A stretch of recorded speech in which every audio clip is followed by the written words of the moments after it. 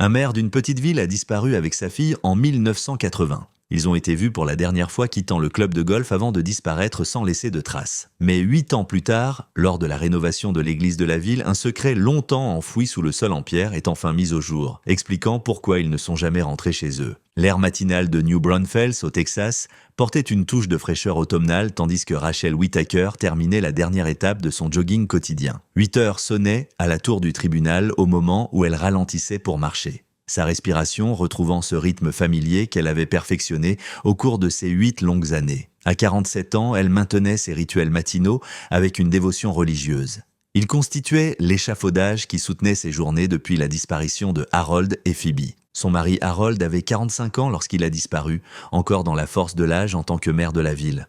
Leur fille Phoebe, âgée de 10 ans à l'époque, était enthousiasmée par la sortie au golf ce jour de septembre. On les avait aperçus quittant le club et quelqu'un les avait vus s'arrêter à une supérette pour acheter des boissons fraîches et des encas. Mais ils n'étaient jamais rentrés chez eux. Les 2 premières années avaient été les pires. Rachel se réveillait avec une anxiété écrasante, des crises de panique qui la laissaient haletante dans l'obscurité précédant l'aube. Elle passait ses matins paralysée par le chagrin et l'incertitude. Les recherches policières avaient été intensives, la communauté se mobilisant avec des volontaires ratissant champs et forêts. Mais rien, pas de corps, pas de demande de rançon, pas d'explication. Juste une maison vide et des questions qui se multipliaient comme des cellules cancéreuses. Les promenades matinales avaient commencé comme thérapie. Avec le temps, elles s'étaient transformées en quelque chose de plus. Une méditation, un éclaircissement de l'esprit qui lui donnait juste assez de force pour affronter chaque journée. Au moins, marcher signifiait qu'elle avançait toujours, même si elle ne savait pas vers quoi.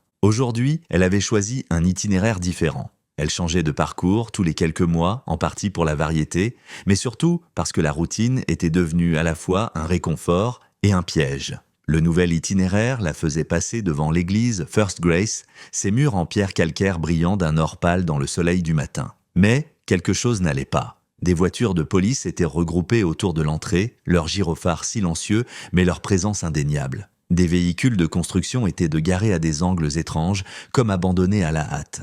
Un couple se tenait à la périphérie de la scène, tendant le cou pour voir au-delà du ruban jaune.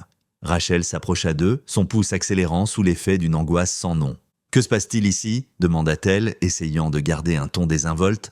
La femme se retourna, son visage animé par cette excitation particulière qui accompagne les drames inattendus. On ne sait pas exactement. L'église a commencé des rénovations hier. Vous voyez tous ces camions de construction ? Mais quelque chose s'est produit ce matin. Peut-être qu'ils ont trouvé quelque chose ?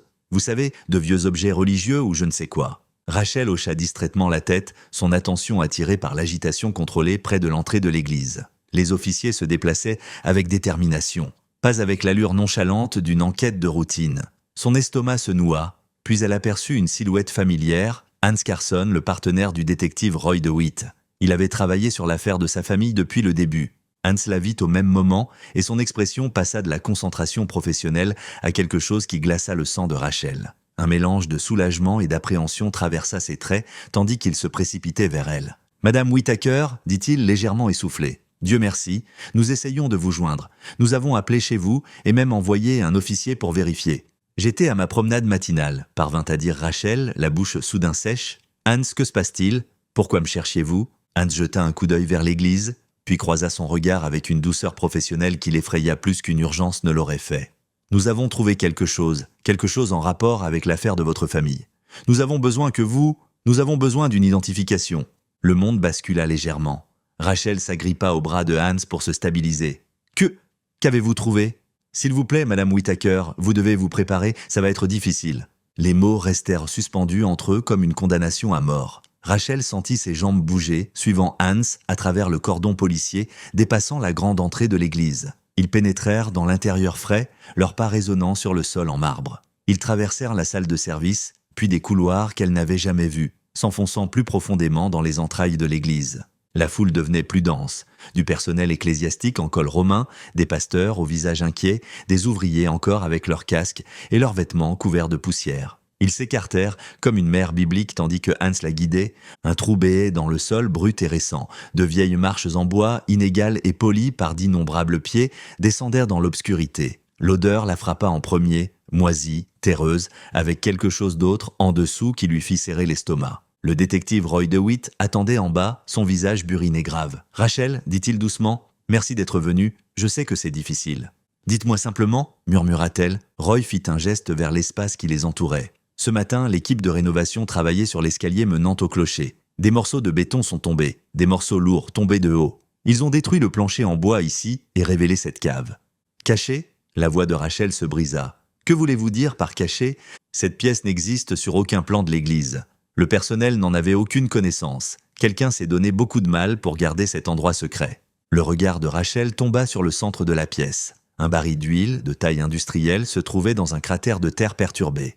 Des fragments de béton jonchaient le sol tout autour. L'ouvrier a failli trébucher dessus, continua Roy. Le couvercle était à peine visible au niveau du sol. Quand ils ont réalisé que le baril avait été délibérément enterré, scellé dans du béton, et qu'aucun membre du personnel de l'église n'était au courant, ils nous ont appelés. Qu'y a-t-il à l'intérieur ? La question sortit à peine comme un souffle. Roy et Hans échangèrent entre des regards. Hans sortit un masque chirurgical. « Mettez ceci, s'il vous plaît. » Les mains de Rachel tremblaient tandis qu'elle ajustait le masque sur son visage. Elle savait, au plus profond d'elle-même, elle savait ce qui l'attendait dans ce baril. Mais savoir et voir étaient deux tortures différentes. Les officiers s'écartèrent, tandis que Roy ouvrait le couvercle. L'odeur s'intensifia malgré le masque, et Rachel vit « Oh mon Dieu !» Le cri déchira sa gorge. Harold. Même après 8 ans, même avec la détérioration, elle le reconnut. Le polo bleu qu'il portait ce dernier matin, maintenant décoloré en gris. Le pantalon beige qu'elle avait repassé pour lui. Ses chaussures préférées, celles qu'elle lui avait achetées pour son anniversaire. Le chapeau de cow-boy qui était sa signature, maintenant informe et taché. Ses genoux cédèrent et chaque once de force la quitta. Des mains fortes la rattrapèrent, la tirèrent loin du baril. Quelqu'un arracha son masque alors qu'elle haletait pour respirer. Ils l'installèrent sur le sol contre le mur du fond, Hans s'agenouillant à côté d'elle avec une main sur son épaule. « Respirez, Madame Whittaker, respiration profonde, voilà. » Les larmes vinrent en torrent. 8 ans d'incertitude, d'espoir et d'appréhension à parts égales s'effondraient en cet instant. Harold était mort, avait été mort tout ce temps, scellé dans cette tombe cauchemardesque pendant qu'elle attendait et se demandait « Phoebe ?» parvint-elle à dire entre les sanglots. « Avez-vous trouvé ma Phoebe ?» Roy s'accroupit à côté d'elle. « Aucune trace de votre fille. Je suis désolé. C'était scellé seul. Reste. » Une nouvelle vague de chagrin s'abattit sur elle. Une réponse avait engendré 1000 nouvelles questions. Où était sa petite fille ? La voix de Roy s'adoucit davantage. « Rachel, je sais que c'est accablant, mais celui qui a fait ça est toujours là, dehors. Avec ses preuves, avec votre aide, nous pouvons le trouver. Nous pouvons obtenir justice pour Harold. » Elle se força à se lever, à regarder à nouveau le baril. « Oui, c'est lui. Harold Whittaker, le maire de la ville, mon mari. Nous devrons l'examiner, dit Roy. Étant scellé dans ce baril pendant si longtemps, il semble avoir subi un certain niveau de momification. Une autopsie pourrait être nécessaire pour déterminer la cause du décès. Nous aurons également besoin de recueillir des dossiers dentaires, d'analyser la structure osseuse. Le laboratoire criminalistique régional dispose d'anthropologues judiciaires qui peuvent bien s'occuper de l'identification formelle. Avez-vous vraiment besoin de le démonter ? La voix de Rachel se brisa. Ne pouvez-vous pas simplement faire des tests ADN ? Roy secoua la tête. Cette technologie est encore nouvelle. La première condamnation utilisant des preuves ADN n'a eu lieu que l'année dernière dans l'affaire People vs. Wesley à New York. Les tests sont lents, coûteux. Seuls les grands laboratoires fédéraux ou d'État en ont la capacité. Rachel resta silencieuse pendant un long moment, mais finalement, elle acquiesça d'un signe de tête engourdi. « Faites ce que vous devez faire. Juste, s'il vous plaît. Je veux l'enterrer convenablement. Vous avez ma parole, Harold était le maire de cette ville. Il recevra le respect qu'il mérite. Et Rachel, il y a encore de l'espoir pour Phoebe. Elle pourrait être vivante. Elle aurait 18 ans maintenant, murmura Rachel. 8 ans. Quel genre de mal fait cela ? Quel genre de personne enferme un homme dans un baril ? Ils remontèrent les marches inégales vers l'église proprement dite. La lumière du matin filtrant à travers les vitraux semblait obscène après l'obscurité en dessous. Le pasteur de l'église s'approcha, son visage creusé par l'inquiétude. « Madame Whittaker, je suis profondément désolé. Si vous avez besoin de conseils spirituels, de temps pour prier, je suis là. » Avant que Rachel ne puisse répondre, une autre voix trancha l'atmosphère feutrée. « Rachel ?» Le maire Clyde Rennick s'avançait vers eux, son visage arborant un masque de sympathie professionnelle. « J'ai entendu ce qui s'est passé, je suis venu dès que j'ai pu. C'est terrible, vraiment terrible. » Monsieur le maire, Rachel acquiesça faiblement. « Votre mari était un grand homme. Son travail, sa vision pour cette ville, cela m'a inspiré à suivre ses traces. » La voix de Rennick avait cette cadence pratiquée de la sympathie politique. « S'il y a quoi que ce soit que la ville puisse faire. » Il se tourna vers le détective DeWitt. « Je dois vous parler de l'enquête. C'est une priorité pour la ville. » Rachel s'excusa et se rendit seule dans le sanctuaire silencieux. Elle s'affaissa dans un banc, fixant la croix au-dessus de l'autel. Les souvenirs affluaient. Les services dominicaux où Phoebe dessinait sur le bulletin. La main forte de Harold tenant la sienne pendant la prière. La porte grinça. Hans Carson se tenait dans l'entrée. « Madame Whittaker, nous sommes prêts à vous raccompagner chez vous. »« Merci, » dit-elle, se levant sur des jambes instables. Dans le parking, le maire Rennick les intercepta. « Rachel, s'il vous plaît, laissez-moi vous reconduire. Nous allons dans la même direction de toute façon. » Rachel hésita, puis acquiesça.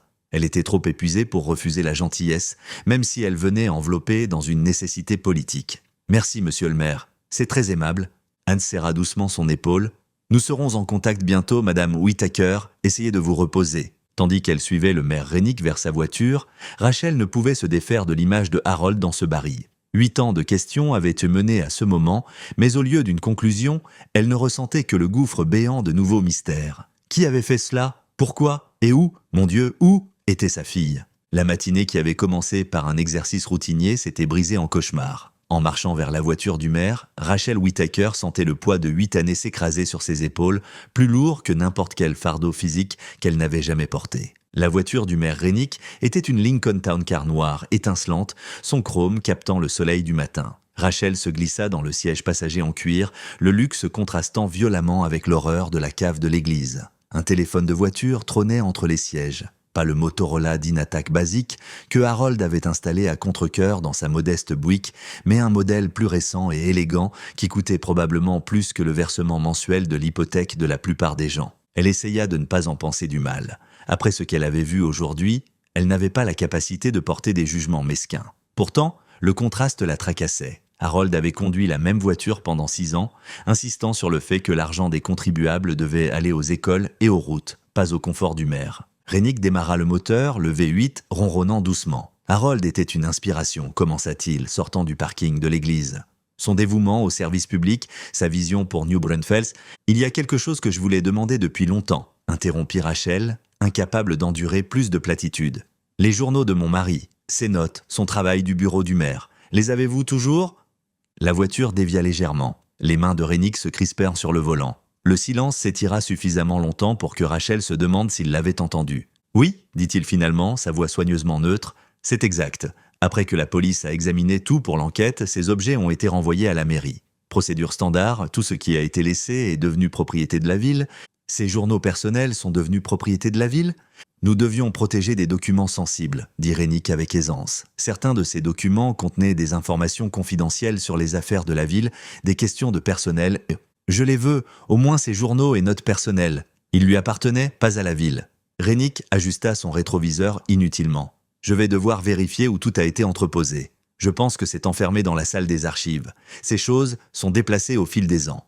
Pourrions-nous les récupérer maintenant ?» Les mots jaillirent avant que Rachel ne puisse les arrêter. Après avoir vu son « après aujourd'hui », j'aimerais avoir quelque chose qui me rappelle son travail, je n'ai pas envie de rentrer chez moi tout de suite. La mâchoire du maire travaillait comme s'il mâchait des mots qu'il voulait dire. Finalement, il soupira. J'ai du temps maintenant, nous pouvons vérifier rapidement. La réceptionniste du matin devrait savoir où les choses sont classées. L'hôtel de ville se dressait à seulement 3 pâtés de maison de l'église. Sa façade en pierre calcaire témoignant de l'optimisme civique des années 50. Rennick se gara à sa place réservée, celle qui portait autrefois le nom de Harold.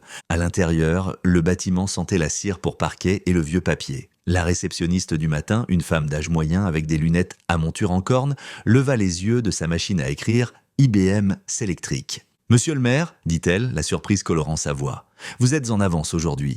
Madame Patterson, voici Rachel Whittaker, elle a besoin de récupérer certains effets personnels de son défunt mari dans la salle des archives. » Le visage de Madame Patterson s'adoucit de sympathie. « Oh, Madame Whittaker, j'ai entendu parler de... Je suis tellement désolée. » Elle sortit un grand trousseau de clés du tiroir de son bureau. « Suivez-moi. » La salle des archives occupait un coin du sous-sol, des lumières de fluorescentes bourdonnant au-dessus des rangées d'étagères métalliques.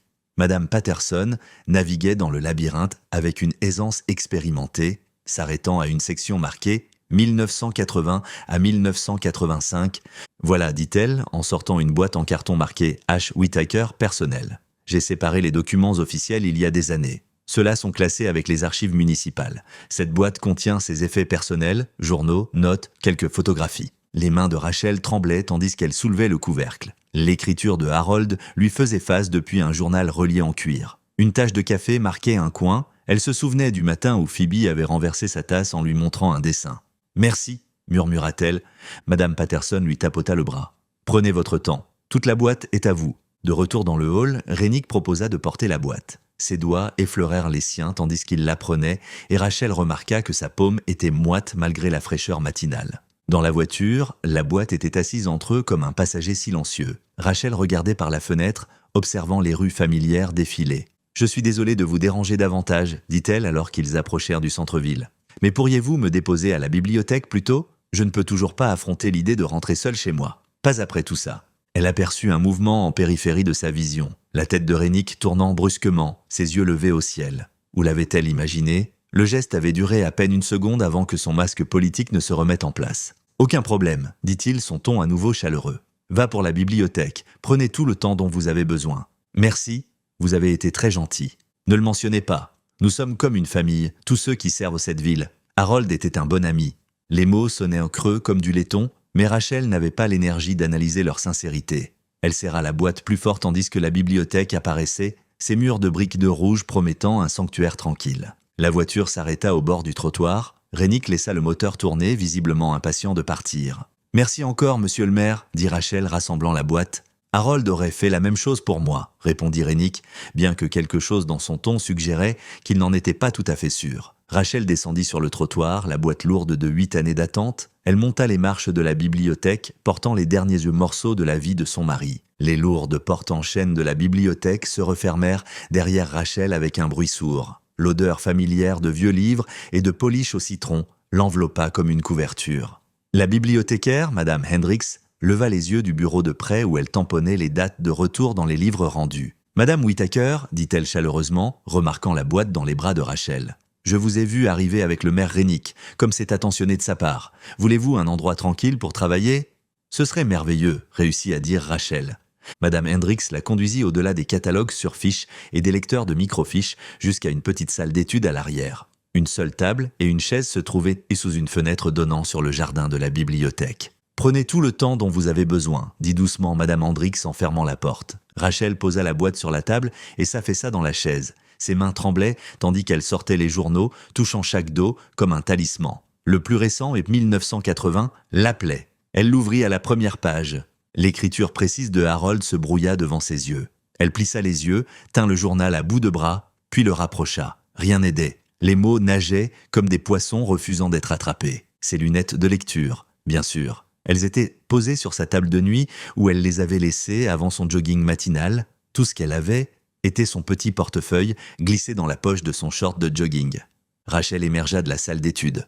Madame Hendricks aidait un usager à trouver quelque chose dans la section de référence. « Je reviens tout de suite », appela doucement Rachel. « J'ai besoin de lunettes de lecture. »« Il y a une pharmacie 3 portes plus loin », proposa Madame Hendricks. « Ils ont un présentoir de lunettes de lecture juste à l'entrée. » Dehors, le soleil de fin de matinée était monté plus haut. Rachel cligna des yeux dans la luminosité, puis se figea. La Lincoln du maire Rennick était toujours au bord du trottoir, moteur éteint maintenant, le maire nulle part en vue. Étrange, elle avait supposé qu'il avait des affaires urgentes ailleurs. La pharmacie était exactement là où Madame Hendricks l'avait indiqué. Une cloche aurait dû tinter lorsque Rachel entra, mais le mécanisme semblait cassé. Le magasin s'étirait vers l'arrière dans l'ombre, des néons bourdonnant au plafond. Personne ne se tenait derrière le comptoir. La caisse enregistreuse était fermée, une tasse de café refroidissant à côté. Le présentoir tournant de lunettes de lecture se dressait près du comptoir de la pharmacie.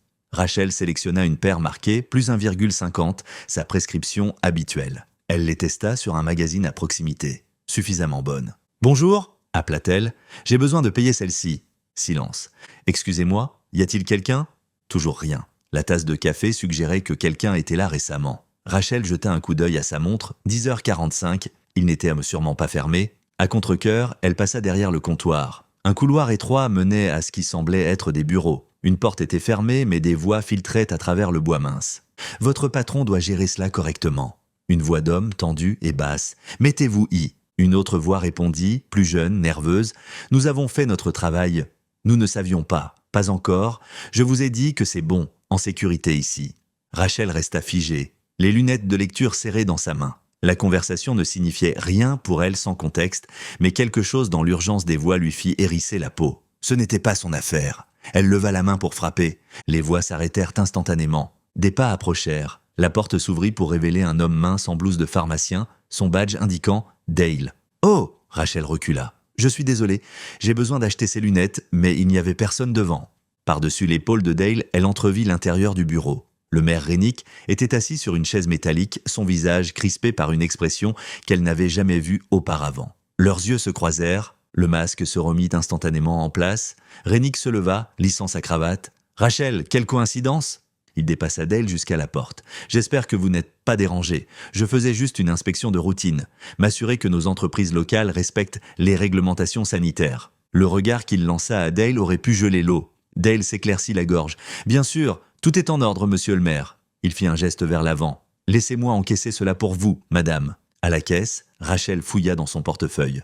La main de Rennick jaillit, un billet de 20 $ entre ses doigts. « S'il vous plaît, dit-il, permettez-moi. » « Monsieur le maire, non, elles ne coûtent que 3 $, juste des lunettes de lecture. »« Ce n'est rien, comme vous l'avez dit, juste des lunettes de lecture. Je suis heureux de vous aider. » Il pressa le billet dans la paume de Dale. Rachel vit les yeux de Dale s'écarquiller. 20 $ pour des lunettes de 3 $. Même en 1988, c'était excessif. « Gardez la monnaie, dit Rennick, son ton portant un poids au-delà des mots. Dale acquiesça rapidement en pochant le billet. « Oui, monsieur.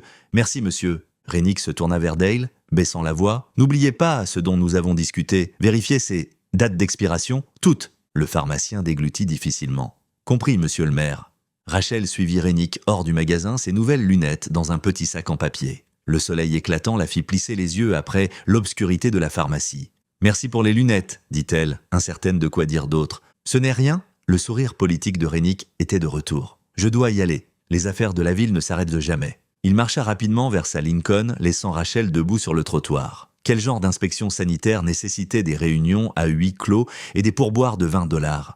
N'y avait-il pas des départements spécifiques responsables de ce genre d'inspection? « Prenez soin de vous, Rachel. » Il fit un signe de la main, tendant déjà la main vers la portière de sa voiture. La lourde portière claqua avec plus de force que nécessaire. Un tintement métallique suivit, distinct contre l'asphalte. Rachel baissa les yeux pour voir quelque chose briller au soleil. Une clé, laiton moderne, sans porte-clés attachée. Elle se pencha pour la ramasser, le métal chaud d'avoir reposé sur le bitume chaud. Elle devait être tombée dessous la voiture du maire quand la porte l'avait dérangée. Rachel se précipita vers la Lincoln, tapant sur la vitre côté conducteur. À travers la vitre teintée, elle pouvait voir Rennick avec le téléphone de voiture pressé contre son oreille, son visage animé par ce qui ressemblait à de la colère. Il la regarda, agita la main d'un geste dédaigneux et s'éloigna du trottoir. « Monsieur le maire !» appela Rachel, mais la Lincoln tournait déjà au coin de la rue. Elle examina la clé, aucun marquage n'indiquait ce qu'elle pourrait ouvrir. Assez importante pour être rendue immédiatement, elle ne pouvait en être sûre.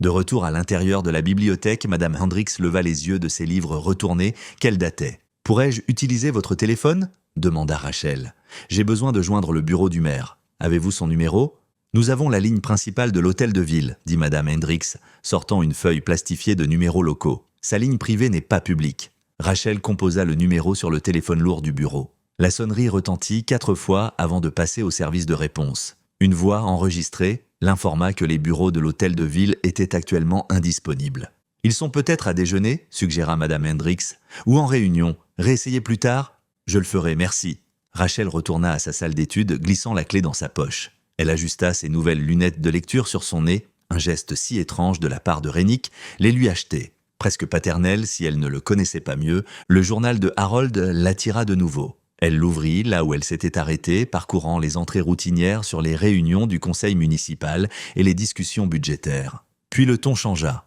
15 février 1980. L'ampleur de la corruption est pire que je l'imaginais. 3 entreprises fonctionnant sans licence appropriée. Toutes avec des connexions au cartel de Reynosa. Ils utilisent New Braunfels comme une étape pour le trafic de drogue. J'ai tout documenté, mais porter des accusations signifie mettre des cibles sur des dos, le mien et celui de ma famille. Les mains de Rachel tremblaient. Harold n'avait jamais soufflé mot de cartel.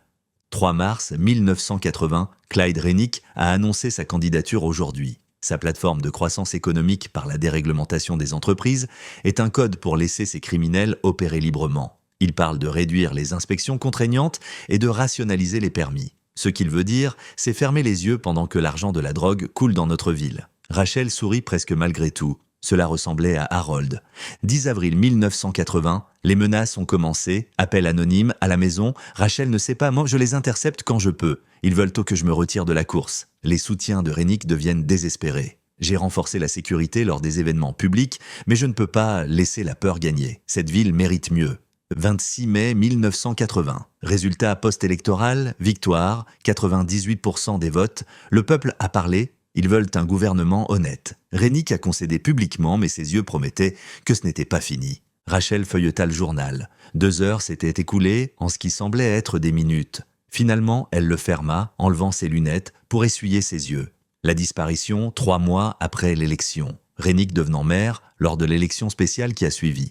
L'enquête qui n'a mené nulle part, malgré le soutien communautaire. Pourrait-il y avoir un lien? Elle devait montrer ses journaux au détective DeWitt. Devait demander pourquoi ses connexions n'avaient pas été examinées il y a 8 ans. Au bureau de près, elle demanda à utiliser le téléphone à nouveau. Madame Hendricks accepta sans poser de questions. Le poste de police répondit à la 2e sonnerie. Le sergent de service l'informa que le détective DeWitt était en déplacement mais qu'elle était libre de laisser des preuves avec l'officier de service. « Je passerai après le déjeuner », dit Rachel. « C'est trop important pour le laisser avec n'importe qui. » Elle raccrocha, l'esprit en ébullition. Le soleil brillait maintenant au-dessus d'elle et son estomac lui rappela qu'elle n'avait pas mangé depuis ce matin. D'abord manger, puis le poste de police.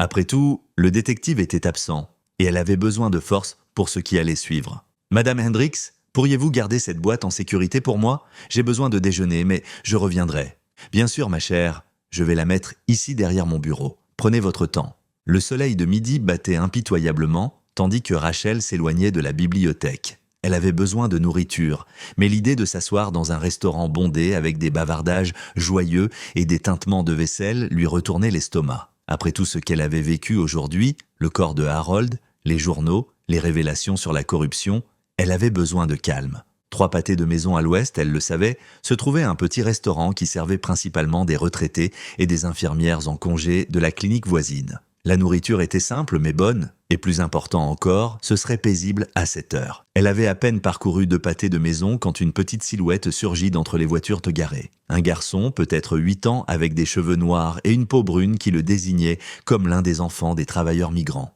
Il se jeta contre ses jambes, ses petites mains s'accrochant à son short de jogging. « S'il vous plaît, señora !» Son anglais était accentué mais clair. « Mon ami, ils lui font mal. Des adolescents, des grands ?»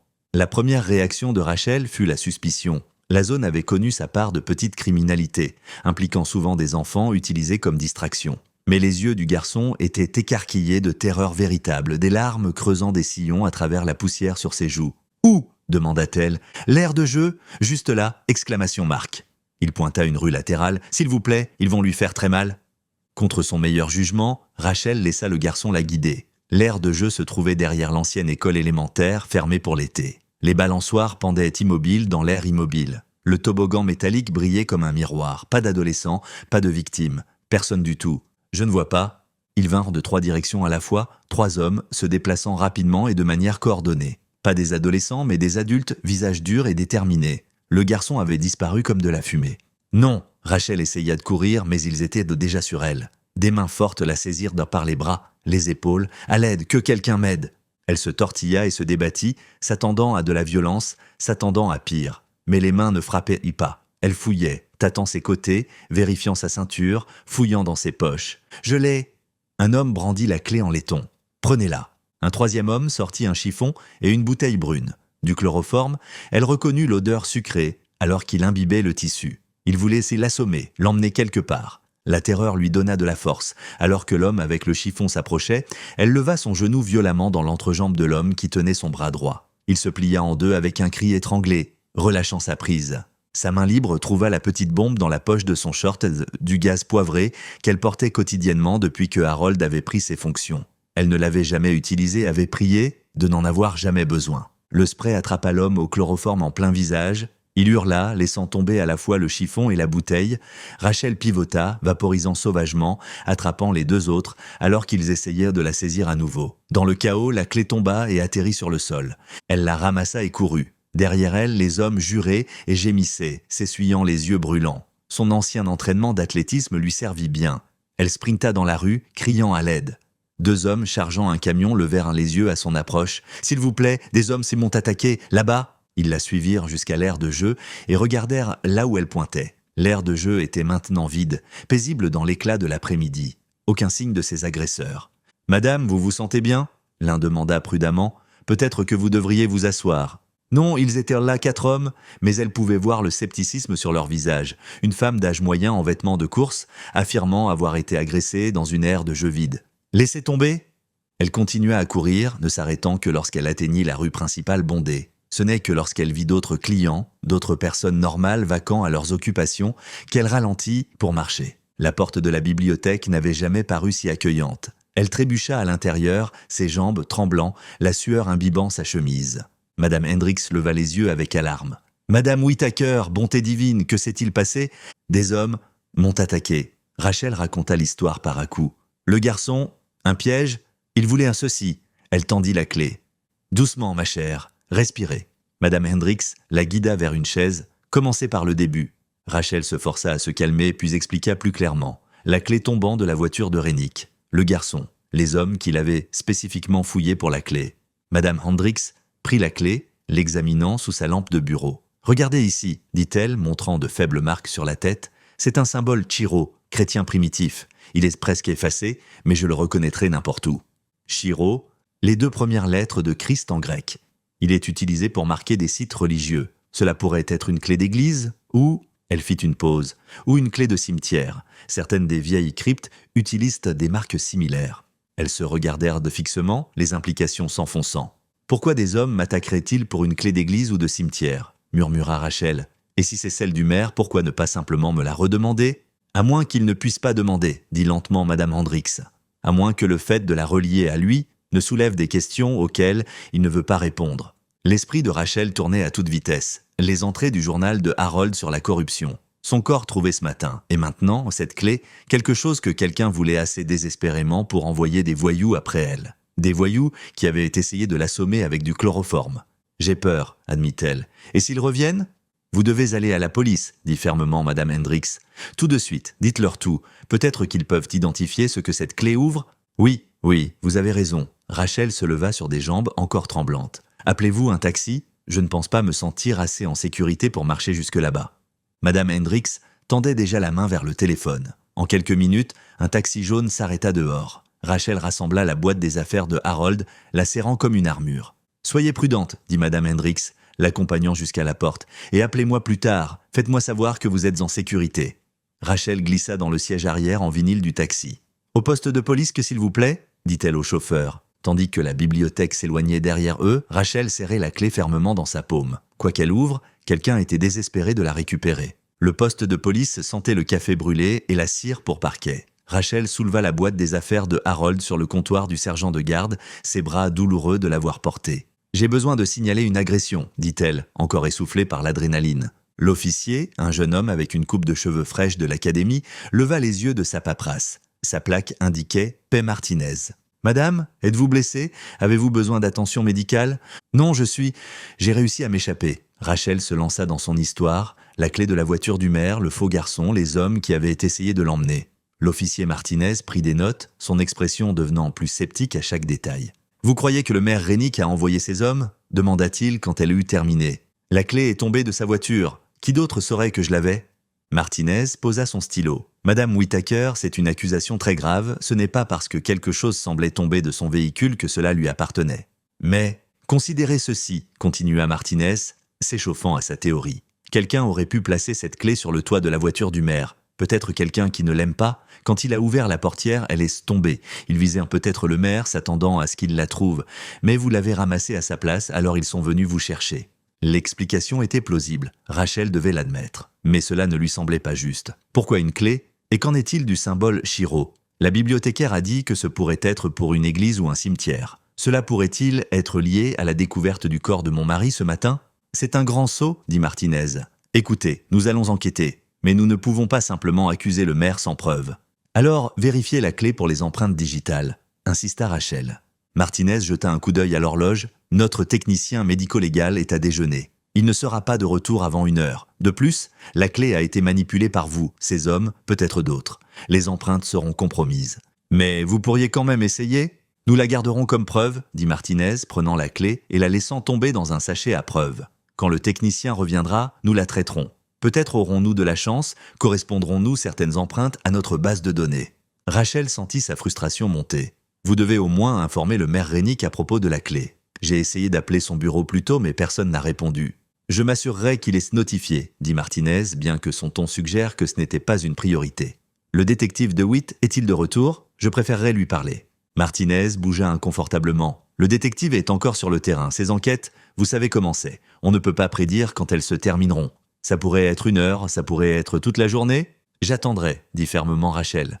Comme vous voulez. La salle d'attente est par là, où vous pourriez rentrer chez vous, vous reposer. Nous vous appellerons avec des mises à jour. Rachel rassembla la boîte de Harold et se dirigea vers la salle d'attente. Des chaises en plastique dur étaient alignées contre les murs sous des affiches de sécurité défraîchies. Elle s'assit, essayant de traiter tout ce qui s'était passé. L'attitude dédaigneuse de l'officier la contrariait. Mais que pouvait-elle faire?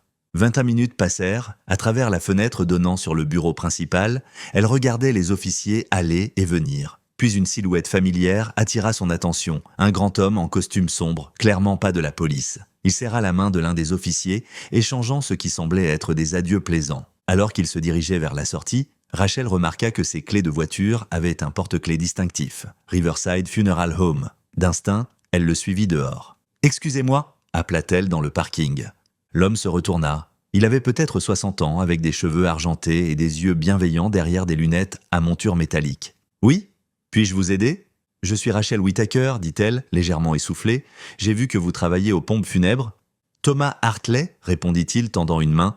Je suis le directeur de Riverside, oui. Je sers aussi comme embaumeur quand c'est nécessaire. Monsieur Hartley, je sais que cela semble étrange, mais j'ai besoin de votre expertise. J'ai trouvé une clé avec une marque inhabituelle, un symbole Chiro. Je ne l'ai pas avec moi, la police l'a prise, mais je me demandais, qu'est-ce qu'une telle clé pourrait ouvrir? Les sourcils de Hartley se levèrent. Chiro, c'est très spécifique. Pourquoi ne venez-vous pas dans mon bureau? J'ai des documents de référence qui pourraient t'aider.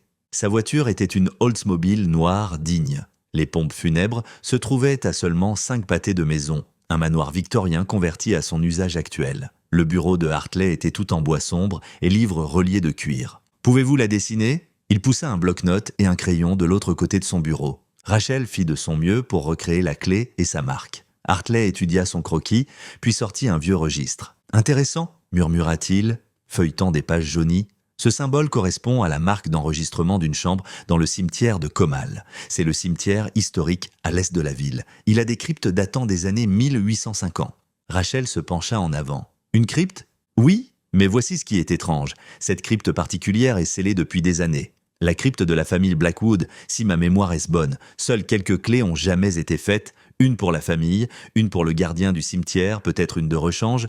Mais cette clé semblait moderne, dit Rachel. Hartley hocha la tête pensivement. Vous avez raison, les clés d'origine auraient été des clés squelettes, des choses ornées. Ce que vous décrivez ressemble à une copie moderne que quelqu'un aurait fait faire. C'est inhabituel. Le conseil du cimetière est très strict concernant l'accès aux cryptes. Pourquoi quelqu'un aurait-il besoin d'une nouvelle clé pour une vieille crypte scellée? Je ne saurais dire, répondit Hartley avec précaution. Mais d'après mon expérience, quand les gens cherchent un accès non autorisé à des sites funéraires, c'est rarement pour de bonnes raisons. Un frisson parcourut l'échine de Rachel. « J'espère avoir été utile, » dit Hartley, l'accompagnant à la porte. « Plus que vous ne le pensez, » dit Rachel. « Merci. » Le trajet en bus jusqu'à chez elle sembla interminable. Rachel s'affaissa dans un siège arrière, ses yeux suivant chaque personne qui montait. Sa tête vibrait à chaque secousse sur les nids de poule et les questions se multipliaient dans son esprit. Sa maison se dressait sombre contre le ciel de fin d'après-midi. Elle était partie ce matin pour un simple jogging et maintenant revenait vers ce qui semblait être une vie différente. La clé de la porte d'entrée tourna difficilement dans la serrure. Quand l'avait-elle huilée pour la dernière fois? Harold s'était toujours occupé de ces choses. À l'intérieur, elle plaça la boîte dans le couloir, puis se déplaça méthodiquement à travers chaque pièce. Porte d'entrée, verrouillée et fermée avec le verrou à peine dormant, porte de cuisine, verrouillée, fenêtre, bien fermée. La routine semblait à la fois paranoïaque et insuffisante. Si des hommes pouvaient coordonner une attaque en plein jour, à quoi servirent les serrures? Elle s'effondra sur le canapé du salon, toujours dans ses vêtements de jogging tachés de sueur. Le soleil d'après-midi traversait les stores vénitiens, peignant des bandes dorées sur le tapis. Elle devrait manger quelque chose, devrait se doucher, devrait faire n'importe quoi plutôt que de rester assise ici avec ses pensées tournoyantes. Le temps passa à intervalles étranges. Les bandes de soleil rampèrent à travers le sol, montèrent sur le mur opposé, passèrent à l'orange, puis au rouge, puis disparurent. La pièce se remplit d'ombre. Elle n'alluma aucune lumière, son esprit revenait sans cesse aux mots de Hartley.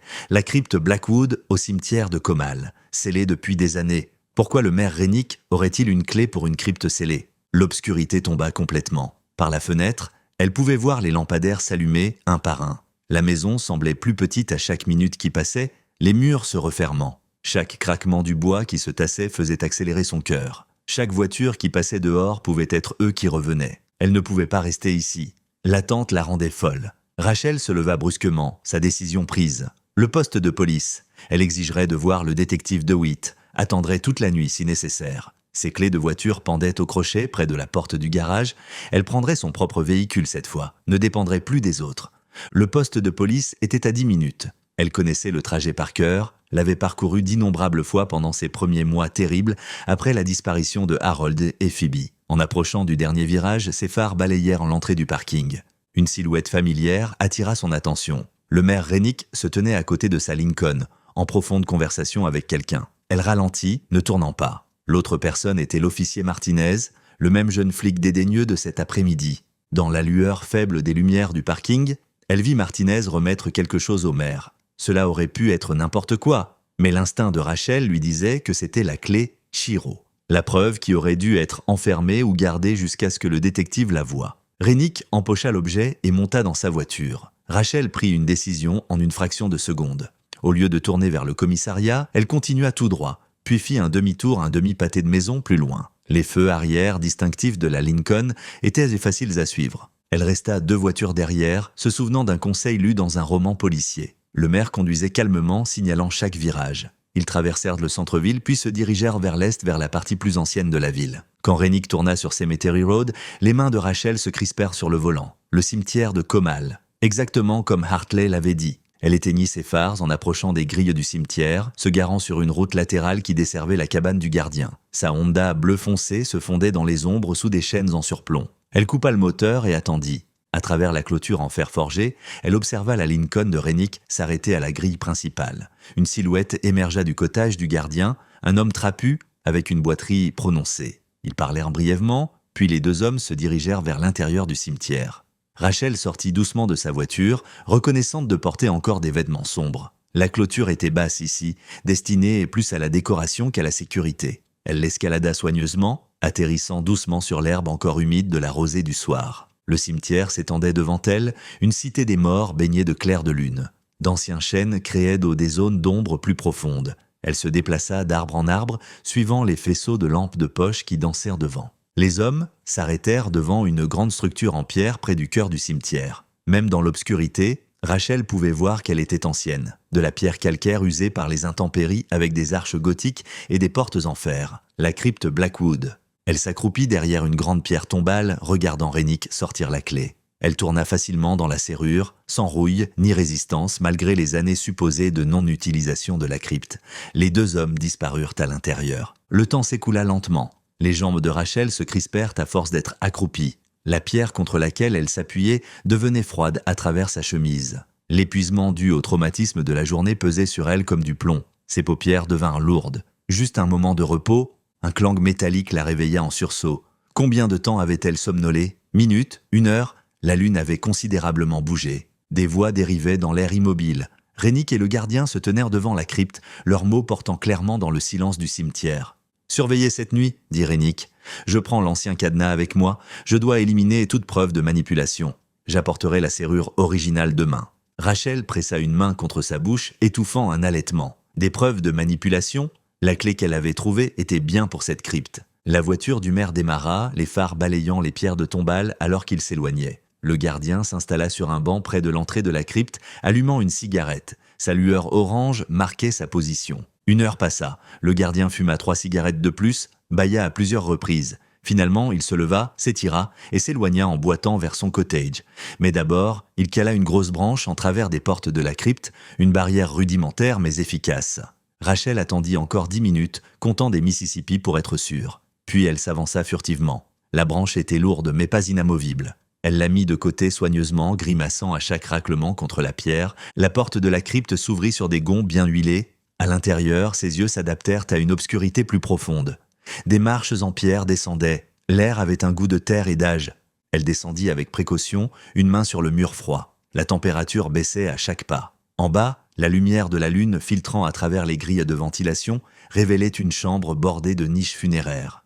Mais son attention se fixa sur une anomalie, une section de mur qui ne correspondait pas. Un mortier plus récent, des pierres différentes, une porte, cachée, mais pas assez bien. Elle poussa et elle s'ouvrit vers l'intérieur. L'odeur la frappa en premier. Déchets humains, chair non lavée, désespoir. Puis elle l'entendit, des sanglots doux, une voix, faible et brisée, suppliant les ombres. « Pas encore, s'il vous plaît, pas encore !» Le cœur de Rachel s'arrêta. Elle connaissait cette voix, aussi changée qu'elle fut par les années et la souffrance. « Phoebe » murmura-t-elle, n'osant pas y croire. Les sanglots s'arrêtèrent. Le silence s'étira entre elles, puis à peine audible. « Maman ? Non, non, j'hallucine encore. » Rachel se précipita, guidée par le son plus que par la vue. Ses mains trouvèrent une silhouette recroquevillée dans le coin, squelettiquement mince, tremblante, mais vivante, impossiblement, miraculeusement vivante. « Phoebe !» respira Rachel, recueillant sa fille dans ses bras. « Phoebe, Phoebe, ma douce fille. » Phoebe avait maintenant 18 ans, mais la malnutrition l'avait laissée petite comme une enfant. Ses joues étaient creusées, ses yeux énormes dans son visage émacié. Elle s'accrochait à Rachel avec une force désespérée. « Est-ce réel ?» murmura Phoebe. « Es-tu réel ? Je pense que j'hallucine parfois. »« Je suis réel, bébé, je suis là. » Rachel se recula, étudiant le visage de sa fille dans la faible lumière. C'étaient les yeux de Harold qui la regardaient en retour, remplis de 8 années d'horreur. « Écoute, nous avons besoin d'aide, je dois appeler la police. »« Non !» La prise de Phoebe se resserra douloureusement. « Ne me quitte pas, il reviendra, il revient toujours. »« Chut, je sais, mais si je ne vais pas chercher de l'aide, ils nous feront du mal à toutes les deux. Je serai rapide, je promets, reste silencieuse. » Il fallut chaque once de volonté pour se détacher. Phoebe gémit mais acquiesça, se recroquevillant dans son coin. Rachel se força à partir, à remonter ces terribles marches loin de son enfant. Dehors, le cimetière était encore calme. Aucun signe du gardien. Rachel se déplaça comme un fantôme, atteignant sa voiture sans incident. Elle conduisit avec des mains tremblantes jusqu'à la cabine téléphonique la plus proche, 3 pâtés de maison plus loin à une station-service fermée. Ses doigts tâtonnèrent avec le combiné. Elle inséra une pièce de 25 cents et composa « Urgence police ». « J'ai besoin du détective Roy DeWitt ou de l'officier Hans Carson », dit Rachel, luttant pour garder sa voix stable. « Seulement eux. C'est à propos de l'affaire Whittaker. »« Madame, êtes-vous en danger immédiat ?»« Ma fille, j'ai trouvé ma fille. Elle a été retenue captive. S'il vous plaît, seulement DeWitt ou Carson.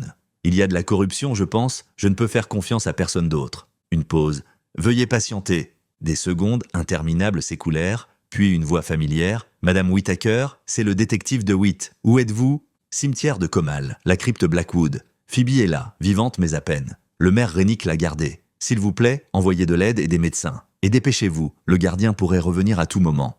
Nous arrivons. Restez en sécurité, Rachel. Nous serons là dans 10 minutes.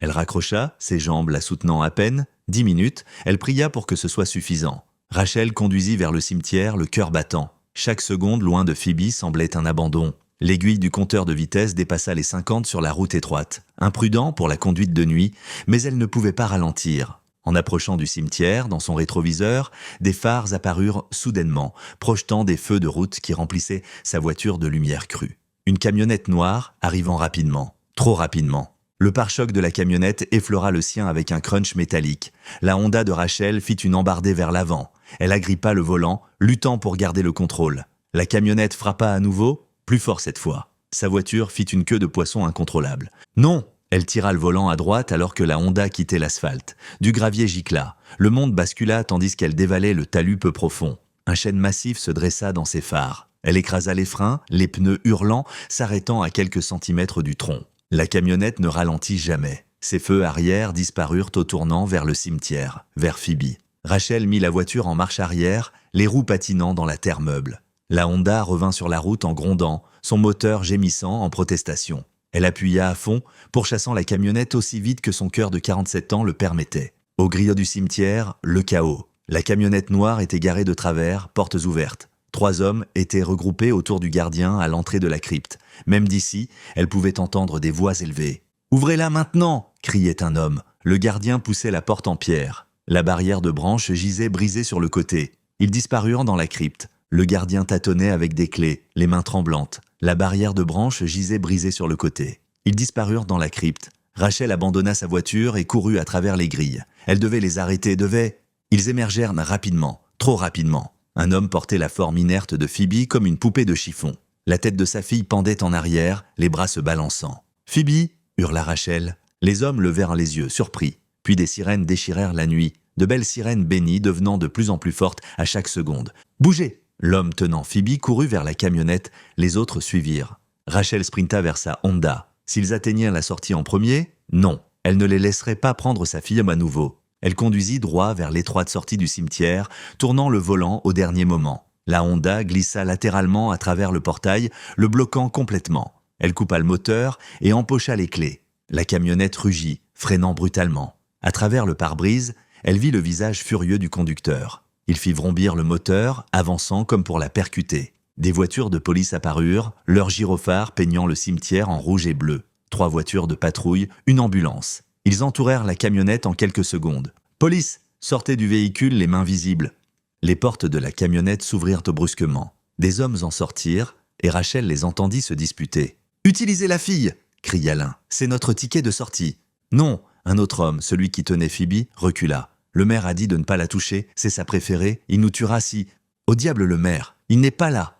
Ils se battirent pour Phoebe. Elle tomba au sol entre eux, inerte comme un cadavre. La police intervint rapidement, profitant de leur distraction. Le détective DeWitt menait l'assaut, Hans Carson le flanquant. En quelques instants, les 4 hommes étaient la face contre terre sur le pavé. « Vous avez le droit de garder le silence », commença DeWitt, sa voix portant la satisfaction alors qu'il menottait le premier homme. « Tout ce que vous direz pourra être utilisé contre vous. » Rachel courait déjà. Elle tomba à genoux à côté de Phoebe, recueillant la forme squelettique de sa fille. « Phoebe, chérie, tu m'entends ?» Les yeux de Phoebe papillonnèrent. « Maman ?» Sa voix était un fil. « C'est fini ?» Les ambulanciers les entourèrent, gentils mais efficaces. « Madame, nous devons l'examiner. » Ils travaillèrent rapidement, vérifiant les signes vitaux, commençant une perfusion. Rachel vit leur alarme contrôlée face à l'état de Phoebe. Sa fille ne pouvait même pas s'asseoir sans soutien. 8 ans de captivité l'avaient laissée comme un fantôme vivant. « Malnutrition sévère ?» murmura un ambulancier. « Déshydratation, nous devons la transporter immédiatement. » Ils soulevèrent Phoebe sur une civière avec un soin infini. Elle gémit, tendant la main vers Rachel. « Je viens avec elle, » dit Rachel, n'admettant aucun argument. Le détective DeWitt apparut à son coude. « Allez-y, dit-il doucement. Nous avons sécurisé les lieux. Je vous retrouverai à l'hôpital, nous avons beaucoup à discuter. » Rachel monta dans l'ambulance, ne lâchant jamais la main de Phoebe. Tandis qu'il s'éloignait, elle aperçut les 3 hommes chargés dans des voitures de police séparées. Le gardien était assis par terre, la tête dans les mains, un autre officier montant la garde. Les portes de l'ambulance se fermèrent, coupant le chaos. Dans le calme relatif, brisé seulement par l'équipement médical et le ronronnement du moteur, Rachel étudia le visage ravagé de sa fille. « Tu es en sécurité maintenant, » murmura-t-elle. « Je te le promets, bébé, tu es en sécurité. » Les doigts de Phoebe se resserrèrent faiblement autour des siens. Pour la première fois en 8 ans, Rachel osa croire que cela pourrait être vrai. Les portes des urgences s'ouvrirent brusquement tandis que la civière roulait à l'intérieur, les doigts squelettiques de Phoebe agrippaient la main de Rachel avec une force surprenante. « Ne pars pas !» halta Phoebe, les yeux fous de panique. « S'il te plaît, maman, ne me quitte pas !» L'infirmière en chef, une femme aux yeux bienveillants et aux cheveux grisonnants, évalua rapidement la situation. « Nous ferons une exception, dit-elle à Rachel. Vous pouvez rester, mais asseyez-vous là. » Elle pointa une chaise dans le coin. « N'interférez pas avec notre travail. » Rachel acquiesça avec gratitude, se positionnant où Phoebe pouvait la voir. L'équipe médicale agissait avec une efficacité rodée, coupant les vêtements souillés de Phoebe. Rachel retint un sanglot devant ce qui fut révélé. Des ecchymoses, à divers stades de guérison, marbraient la peau de sa fille. Des plaies infectées suintèrent du pus, ses côtes saillaient comme une planche à laver. Le personnel médical nettoya chaque blessure avec des mains douces, murmurant des paroles rassurantes. Une femme médecin se pencha vers Phoebe, parlant doucement. « Ma chérie, j'ai besoin de te demander quelque chose de difficile. Est-ce que quelqu'un t'a fait du mal, d'une façon qu'il ne devrait pas, touché de manière inappropriée ?» Le visage de Phoebe se froissa, elle hocha la tête, un petit mouvement qui brisa le cœur de Rachel. « Nous devrons faire un examen, dit doucement la docteure, pour tout documenter, traiter toutes les blessures. C'est d'accord ?» Un autre hochement de tête. Phoebe tourna son visage vers Rachel, cherchant de la force. Rachel se leva brusquement. « J'ai besoin d'un moment. » Elle s'enfuit de la pièce, atteignant le couloir avant que les sanglots ne la submergent. Elle s'appuya contre le mur, glissant jusqu'à ce qu'elle soit assise sur le linoléum froid. 8 ans. Son bébé avait enduré 8 ans d'horreur. Les larmes venaient par vagues, chacune portant chagrin, rage et culpabilité. « Madame Whittaker ?» Elle leva les yeux pour voir le détective DeWitt et l'officier Carson s'approcher. DeWitt s'accroupit à côté d'elle, son visage buriné plein de compassion. « Je suis désolé » haleta Rachel entre les sanglots. « Rien à être désolé, dit fermement DeWitt. Prenez votre temps. » Hans Carson lui offrit un mouchoir. Elle l'accepta avec gratitude, essuyant son visage. Après plusieurs respirations profondes, elle parvint à dire « Parlons, j'ai besoin de tout vous dire. » DeWitt interpella une infirmière. « Nous avons besoin d'une salle privée pour une affaire officielle de police. » Quelques minutes plus tard, ils étaient assis dans une petite salle de consultation. Hans installa sa machine à écrire portable sur la table, enfilant une nouvelle feuille de papier. « Commencez par ce matin, dit DeWitt, après que nous ayons trouvé Harold. » Rachel leur raconta tout, le maire la conduisant pour récupérer les journaux de Harold. L'étrange rencontre à la pharmacie, la découverte de la clé, l'attaque, l'attitude dédaigneuse de l'officier Martinez. Suivre le maire jusqu'au cimetière. Trouver Phoebe. DeWitt sortit un sac à preuve de sa poche. À l'intérieur se trouvait la clé en laiton. « C'est celle-ci »« Oui, confirma Rachel. C'est la clé qui est tombée de la voiture du maire Rennick. Je suis revenu au poste il y a 5 heures, expliqua DeWitt. Je ne savais rien de cette clé ou des journaux de votre mari jusqu'à votre appel d'urgence. J'ai interrogé durement Martinez. Il a craqué, admettant que Rennick l'avait payé pour lui remettre la clé. Il est en détention maintenant. Et Rennick ? En cours de transport au poste. Nous avons confisqué cette clé sur lui. Ces 3 hommes que nous avons arrêtés chantant comme des canaris. Ils nous ont dit que Rennick les a appelés aujourd'hui. Voulait déplacer Phoebe, s'occuper de vous, parce que vous en aviez trop entendu selon leurs termes, et changer la serrure de la crypte. Rachel sortit le journal de Harold qu'elle avait gardé avec elle. Mon mari a tout documenté. La corruption, les connexions avec le cartel, la plateforme de Rennick qui aurait permis aux criminels d'opérer librement. Harold affrontait des personnes puissantes. Il ne m'a jamais dit les détails parce qu'il voulait nous protéger. C'était un homme bien, dit doucement DeWitt. Il voulait sincèrement le bien de cette ville. Rennick a dû le haïr pour avoir gagné sa réélection. Alors il a organisé l'enlèvement. DeWitt acquiesça gravement. 2 des hommes ont avoué séparément. Ils font partie du cartel de Reynosa. Cette pharmacie que vous avez visitée, ils fabriquent de la méthamphétamine dans le sous-sol. Le pharmacien est leur chimiste. Rachel se sentit malade. Ils ont tué Harold. Ils l'ont retenu dans cette cave d'église. La propriété appartient à des sociétés écrans liées au cartel. Ils l'ont torturé pour obtenir des informations. Itinéraire de police, transfert de détenus. Il a cédé pour protéger Phoebe, mais ils l'ont tué quand même. Rennick leur avait promis protection s'ils éliminèrent votre mari. « Ma fille », murmura Rachel. Elle a confirmé des abus sexuels. Je l'ai entendu le dire au médecin.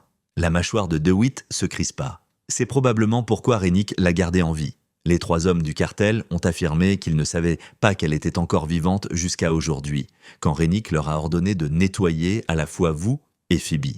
Ces hommes qui m'ont attaqué cet après-midi, la même équipe. Rennick a paniqué quand il a réalisé que nous avions trouvé le baril. Puis Martinez a dû lui dire que vous aviez la clé. C'est une balance. Quand vous avez appelé de cette cabine téléphonique, j'étais déjà de retour au poste depuis 2 heures, et Martinez ne m'avait pas dit un mot. Il est un des hommes de Rennick, j'en suis sûr. Et tout ce temps, dit Rachel, luttant pour comprendre. 8 ans.